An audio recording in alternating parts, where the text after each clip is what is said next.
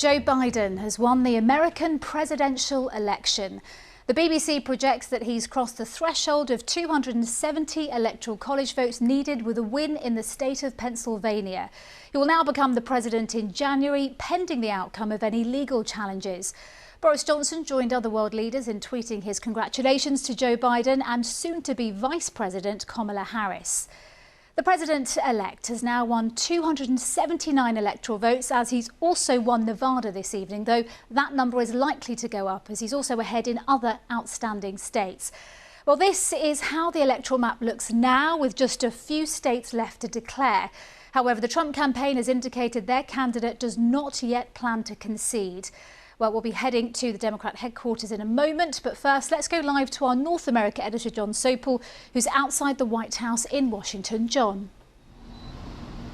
Tina, in just over 2 hours' time, Joe Biden will address the nation for the first time as their president-elect. Exactly 48 years since he was first elected to the Senate.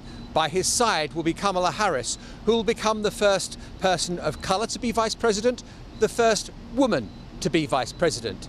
Here at the White House, Donald Trump has returned from playing golf and still in an angry mood, tweeting that there was electoral fraud and that the election has been stolen from him. After 5 long and tense days of waiting in cities that have historically voted Democrat, there was an explosion of noise and an outpouring of relief. That 1, Donald Trump had been defeated, and that 2, Joe Biden had been elected. And the emotions were probably in that order. They're celebrating as though their team has just won the World Cup. Cloud 9. Yes, Simply like it feels cleaner. We cried 4 years ago. We went out on our rooftops and screamed in shame for our country, and now we're screaming in joy. Just listen to Washington's soundtrack today. There is celebration going on after 5 days of tension, which has now dissipated. And this will be echoed in cities across the land. And if we turn the camera around this way, well, there's the security fence that keeps the people away from the White House.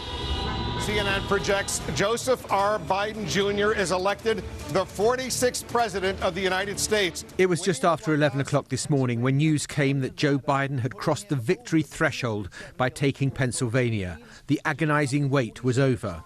Kamala Harris, who now makes history by becoming the first woman and person of color to be vice president, was out for a run when she heard the news. We did it, Joe. You're going to be the next president of the United States. And Joe and Jill Biden posed for this photo, the future First Lady's hand planted strategically to block out the word vice.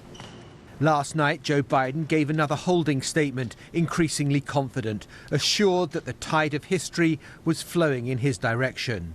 We don't have a final declaration of victory yet, but the numbers tell us it's clear. Tell us a clear and convincing story. We're going to win this race. But for all the joy in the cities, Trump supporters are enraged, believing the president's claim that the election has been stolen, that there's been fraud, that the man they've put their trust in is being turfed out unfairly. Donald Trump this morning left the White House to go and play golf, something he'll soon have a lot more time for. But even driving into his club, the reality of his situation was brought home to him. This has been a week where everything seems to have come up short. Though ever the showman, he stopped to pose with a couple getting married. Thank you, Mr. President. We love you. Have a great life, right? Yeah. The president is determined to fight. His lawyers are fanning out across the country. But what's their case? There are allegations aplenty, but substance seems thin. The word that Donald Trump hates most in the whole world is loser. But with his departure from the White House now seemingly inevitable, it may be the word that sticks. Jon Sopel, BBC News, Washington.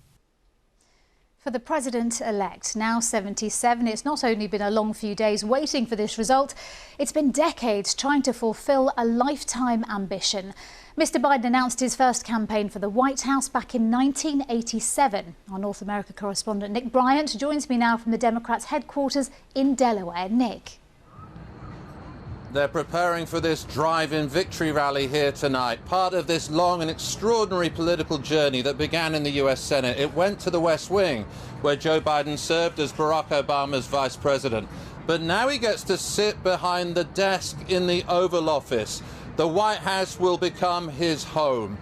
Now, Joe Biden loves quoting the words of the Irish poet Seamus Heaney about how hope and history rhymes.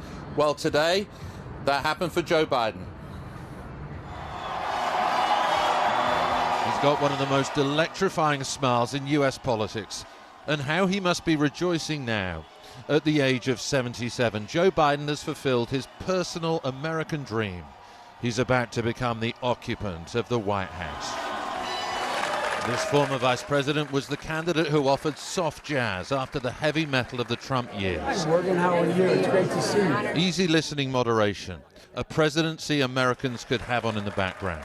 8 years of Donald Trump can fundamentally change who we are. I really mean it, in a significant way. He was never the most inspiring of candidates, but his geniality made him hard to demonize. Mr. Biden, a quick word for the BBC. The BBC, I'm Irish.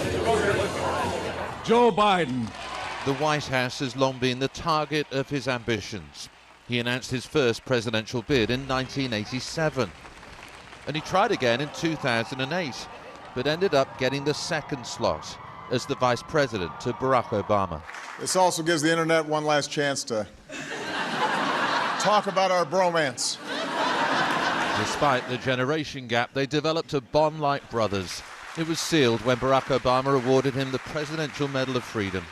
Recognition to this pillar of the Washington establishment, of his decades in public service. His personal narrative is one of recurring grief. In the early 70s, he lost his first wife and baby daughter in a car accident. 5 years ago, he had to bury his grown-up son, Beau, who died of cancer. A life that is a model. It's a life story that found an echo in these sorrowful times. I'd like to be able to say we're going to be back to normal next Friday. The coronavirus meant he spent much of the year sequestered in his Delaware home. He almost became the invisible candidate.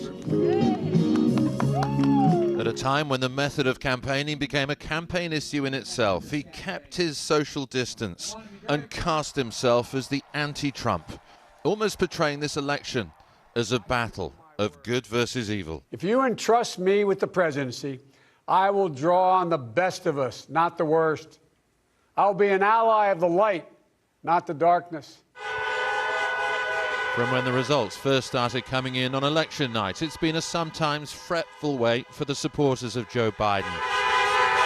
But now they can celebrate. This finally is his moment. 2020 is his year. Nick Bryant, BBC News, Delaware.